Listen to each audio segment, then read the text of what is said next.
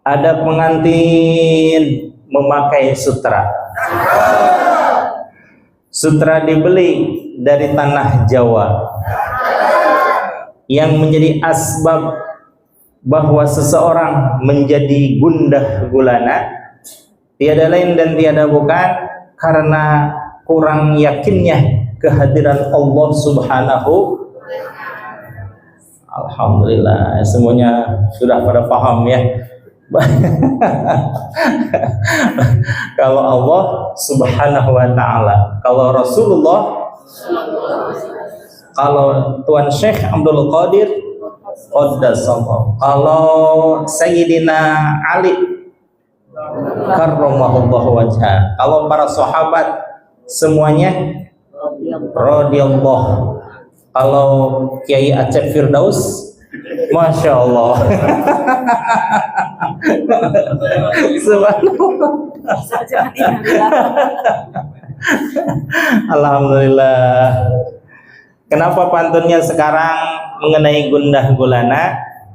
Karena memang Tuan Syekh Ibnu Athaillah menyitir seseorang, bahkan al-ubad waz-zuhad, para ahli ibadah, para abid, dan juga para zahid, orang yang zuhud terhadap dunia, itu kadang disergap dengan ketakutan yang luar biasa.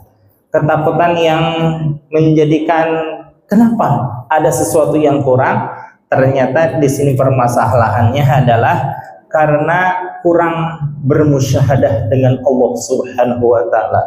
Kalau seandainya seseorang hakul yakin, dari yakin naik menjadi hak ainul yakin, setelah ainul yakin menjadi hakul yakin. Kalau seseorang menjadi hakul yakin, maka insya Allah tidak ada gundah gulana di dalam hatinya.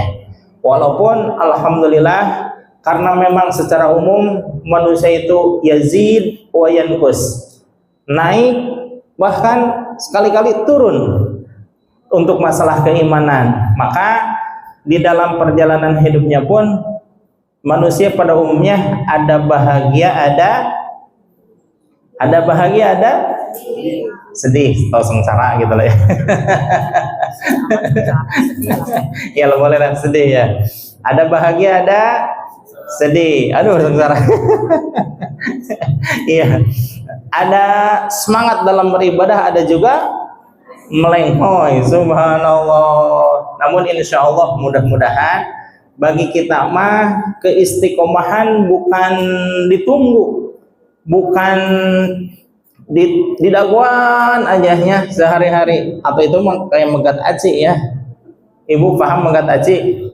Di Bandung itu ada satu permainan disebutnya mengbal, bukan main bola, mengbal. Main bal.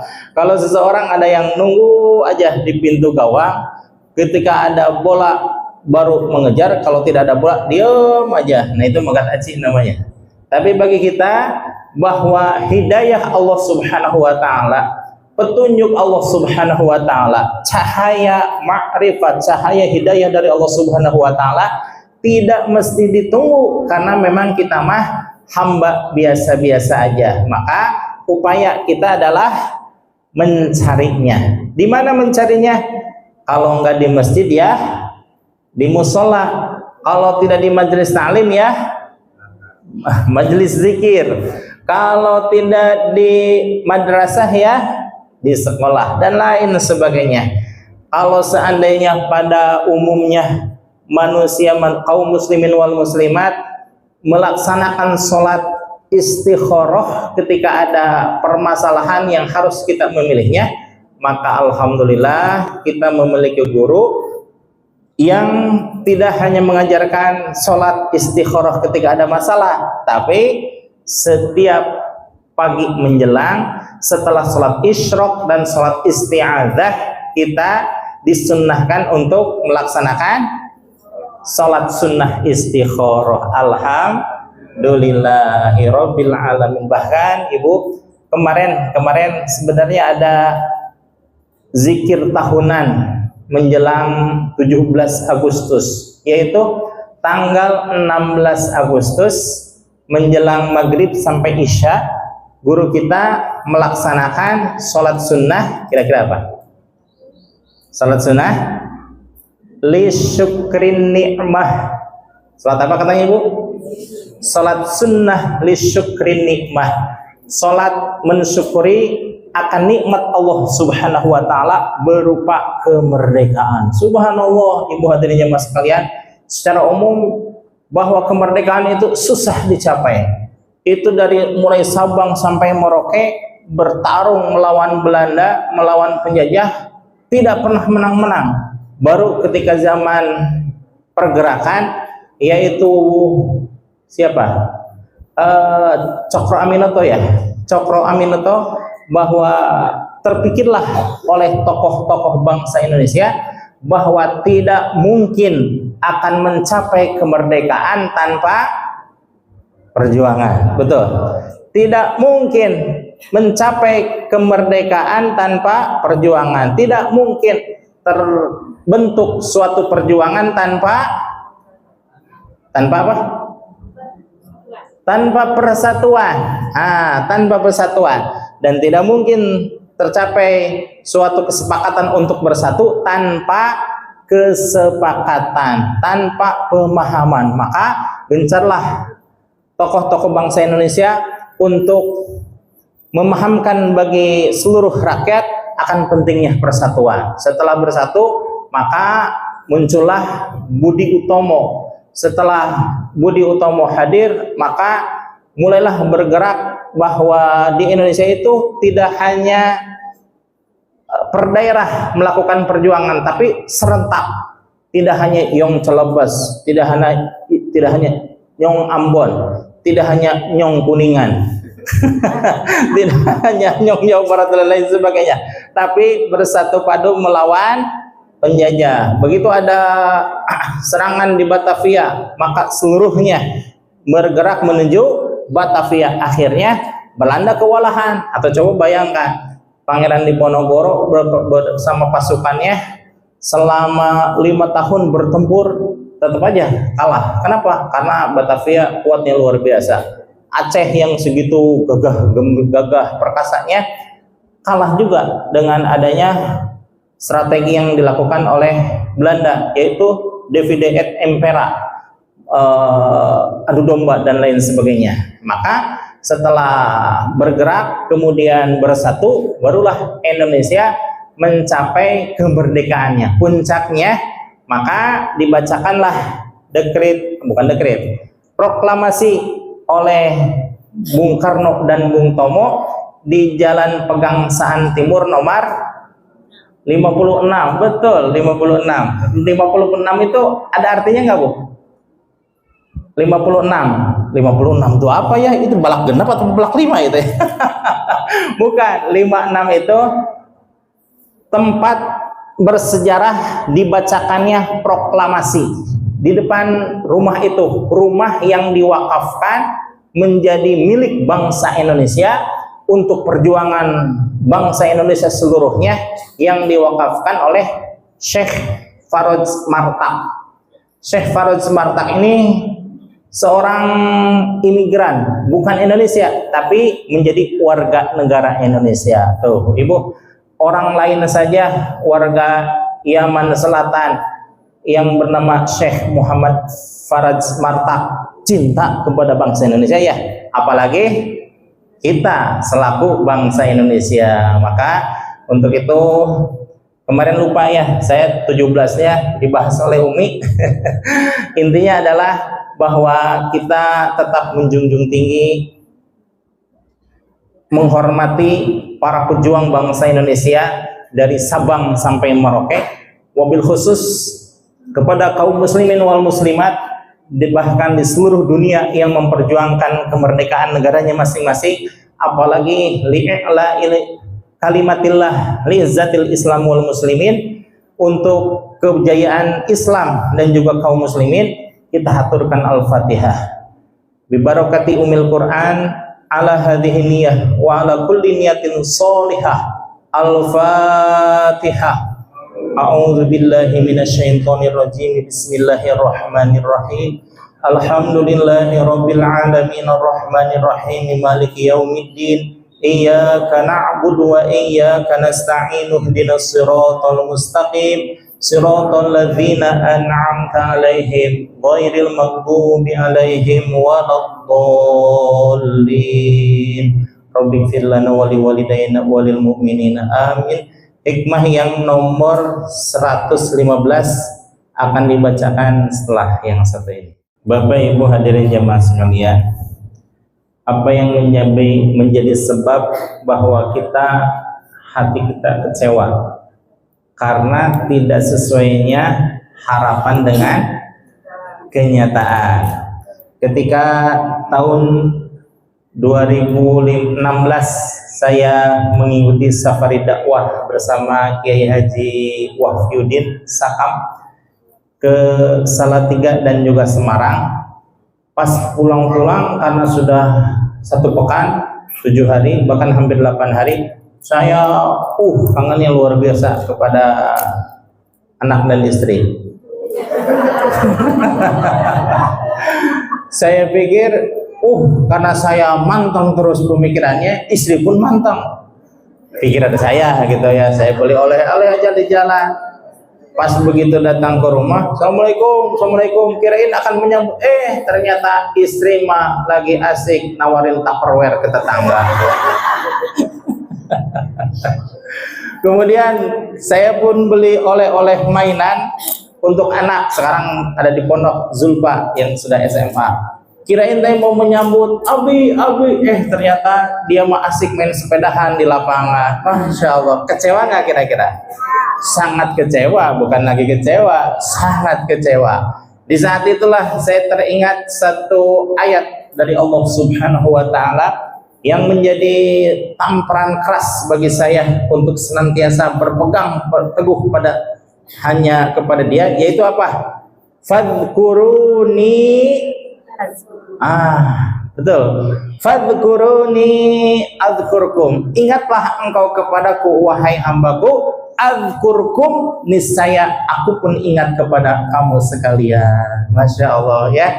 Kita kalau seandainya ingat pada Allah, detik itu pula Allah pasti ingat. Tapi kalau kita mantang ingatan kita sama makhluk, sama istri, sama suami, sama anak, belum tentu, karena ya itulah yang namanya harapan kadang tidak sesuai dengan kenyataan. Nah, di sini pula Tuan Syekh menyatakan bahwa innama yastauhashul ubadu, bahwasannya rasa kerisauan hati atau gundah gulananya seorang ubad, seorang hamba, para hamba gitu ya, para hamba Allah Subhanahu wa Ta'ala. Apa yang menjadi asbabnya? Li ghaibatihim anillahi fi kulli syai'in, bahwa tidak adanya kehadiran mereka dari melihat Allah dalam setiap perkara. Namun sebaliknya, kalau seandainya falau syahiduhu, kalau seandainya mereka sanggup mampu melihat Allah Subhanahu wa Ta'ala fi kulli syai'in, di dalam setiap perkara, la yastauhishu min syai'in, tentu mereka tidak akan pernah kecewa, tidak akan pernah gundah gulana. Tadi yang menjadi asbabnya kenapa? Li ghaibatihim, karena mereka tidak ada kehadiran dari melihatnya Allah Subhanahu wa Ta'ala. Padahal Allah melihat tidak? Melihat. Allah hadir tidak? Hadir kepada siapapun. Innama yakhshallahu min ibadihi. Bukan.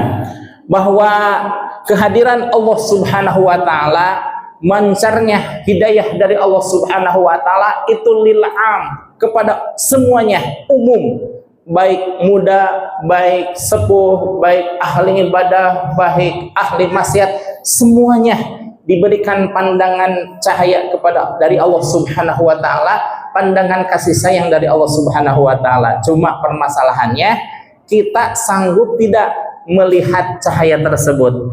Di dalam hadis dinyatakan ketika Malak Jibril alaihi salam bertanya kepada Rasulullah sallallahu alaihi wasallam, "Ya Muhammad." Dalam lafaz hadisnya ini ya Muhammad, tapi kata ulama dari Al-Azhar, Syekh Ibrahim, ini kesalahan teks katanya. Bukan ya Muhammad, karena Allah Subhanahu wa taala saja tidak pernah menyebut kata ya Muhammad, tapi ya Rasulullah. Senantiasa mengungkapkan kalimat ya Rasulullah. Kalau kepada nabi-nabi yang lainnya baru ya Adam, ya Isa, ya Yahya, ya Musa. Tapi kepada Rasulullah ada dua kalimat, ya ayyuhan nabi atau ya Rasulullah. Ini tapi nggak apa-apa ya, karena ini lafaznya hadis, teksnya hadis, dibaca saja hadisnya. Ya Muhammad, wahai Kangjeng Nabi Muhammad sallallahu alaihi wasallam, akhbirni anil ihsan. Kabarkan kepada saya wahai Muhammad, apa itu yang disebut dengan ihsan? Qala, maka menjawablah Rasulullah sallallahu alaihi wasallam, al ihsan adapun yang disebut dengan ihsan adalah anta'budallaha, engkau beribadah kepada Allah ka'annaka tarahu, seakan-akan engkau melihat Allah. Nah, ini tentu kalimat yang ekstrim ya. Terdengar melihat Allah, bagaimana melihat Allah? Justru ini salah satu asbab kenapa tasawuf itu jarang dimasyarakatkan, jarang disampaikan kepada masyarakat. Kenapa? Karena bahasanya ekstrim dan bahasanya di luar nalar manusia kadang-kadang. Bahwa apa itu disebut dengan ma'rifat, apa itu disebut dengan wusul dan lain sebagainya, seperti halnya begini Ibu. Satu saat saya pernah menerima amalan dari Kiai Haji Khalil Said Banten, wakil talqin Pangresa Abah. Oleh Kiai Said, oleh Kiai Khalil, setelah diberikan amalan, ini amalkan ya 41 hari, jangan bertanya apa-apa, laksanakan saja, tapi hasilnya, perhatikan sedikit nih, nanti hasilnya bagaimana Pangresa Abah Sepuh saja. Ini bukan kalimatnya bagaimana Allah saja, tapi bagaimana Pangresa Abah Sepuh. Masya Allah, ini sedikit mengganggu ketauhidan saya sebenarnya, tapi karena ini guru yang menyampaikan dan memberitahukan tentang salah satunya kehadiran Allah, saya manut aja. Saya teringat kepada kisah Imam Hanafi ketika memegang salah satu muridnya. Bagaimana kisahnya? Imam Hanafi itu dulu diundang ceramah yang harus melintasi sungai besar.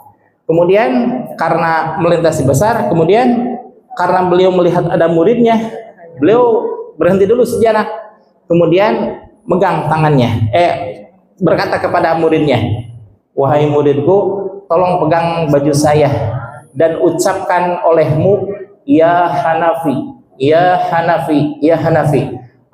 Si murid itu ya oke. Di tengah perjalanan, karena di laut melintaslah keduanya, ternyata bisa, istilah Sunda, napak sancang, bisa berdiri berjalan di atas air. Kemudian muridnya, kenapa saya harus berkata ya Hanafi? Ya Hanafi, bukanlah yang menentukan segala sesuatu itu adalah Allah. Kemudian berubahlah ucapannya, ya Allah, ya Allah. Baru juga ya Allah, kelopak. Muridnya turun, kemudian disangkut lagi oleh Imam Hanafi, set gitu ya. Lalu berjalan, setelah sampai di daratan, kemudian Imam Hanafi tahu bahwa muridnya agak sedikit berubah. Kemudian ditanya oleh Bapak, berkatalah Imam Hanafi, yang menjadikan engkau bisa berjalan di atas air karena ucapanmu ya Hanafi. Namun oleh saya, di dalam kolbu saya diusulkan ucapanmu ya Hanafi menjadi ya Allah, karena antara saya dan engkau yang mengenal Allah adalah saya, kata Imam Hanafi, sedangkan engkau masih belajar, sedangkan saya sudah mengenal. Maka ucapkan ya Hanafi, saya usulkan kepada Allah, jadilah engkau sama seperti saya, bisa berjalan di atas air. Nah, ini sedikit mengganggu tauhidan, tapi setelah paham, bener ya, ini mungkin makna tawasul diantaranya. Kemudian setelah saya sami'na wa ata'na kepada guru, alhamdulillah saya mengiktikadkan di samping kepada Allah ini bagaimana guru saja. Tadi ucapan guru saya, ucapan Kiai Khalil berapa hari katanya?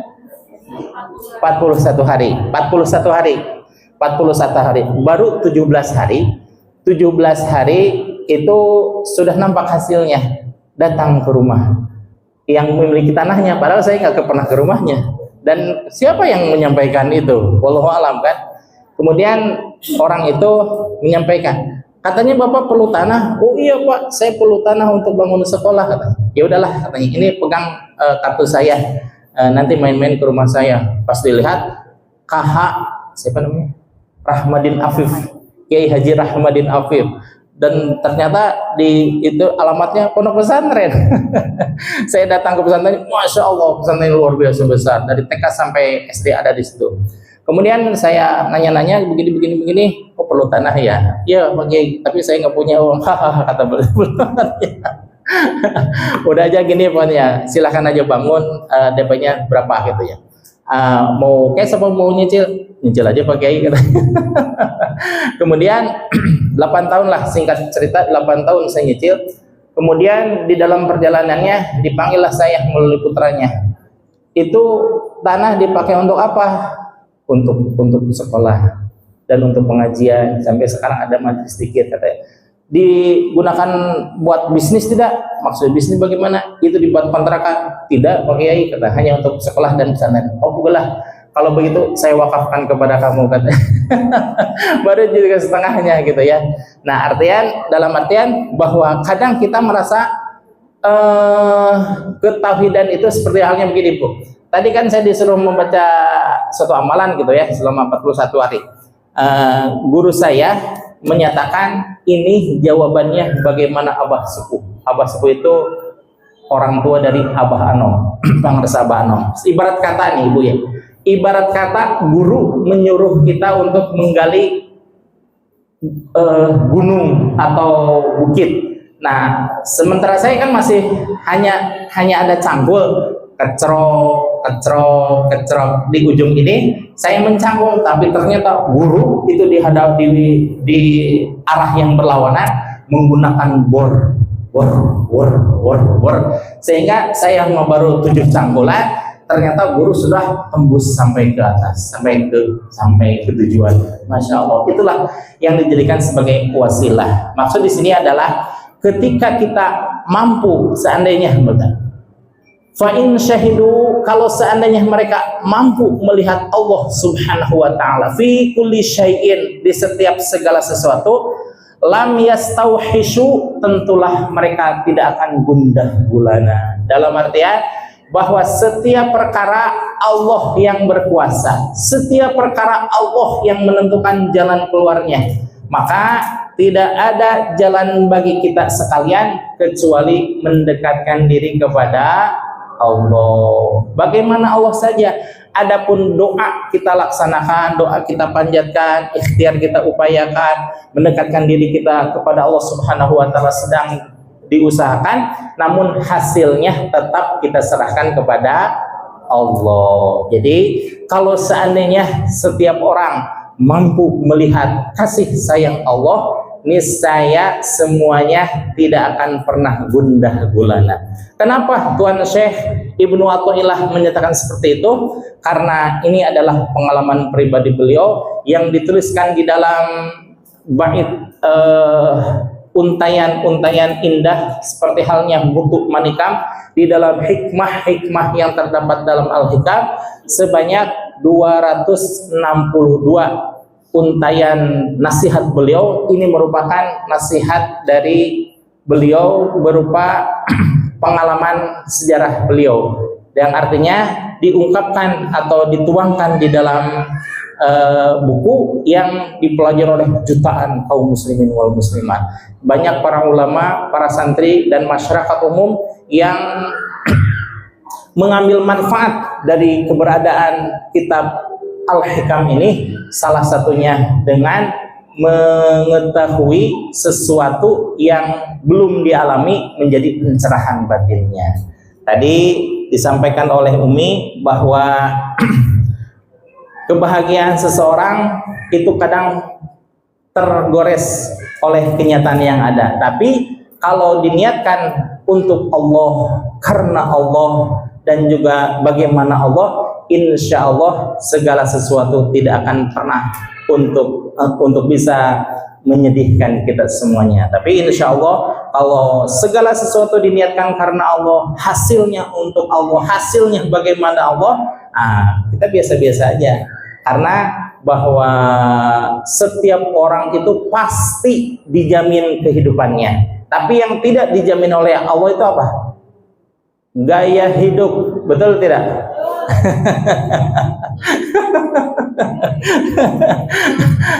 Kalau gaya hidup mah sekeren apapun, semewah apapun, tetap tidak akan puas-puasnya. Tapi kalau cukup saja, makan sudah cukup, berpakaian sudah cukup, kesehatan sudah terjamin, segala sesuatu yang telah terjamin, yang penting ibadah semakin mendekatkan diri kepada Allah, insya Allah sa'idun fid dunya wa sa'idun fil akhirah, bahagia di dunia dan bahagia di akhirat.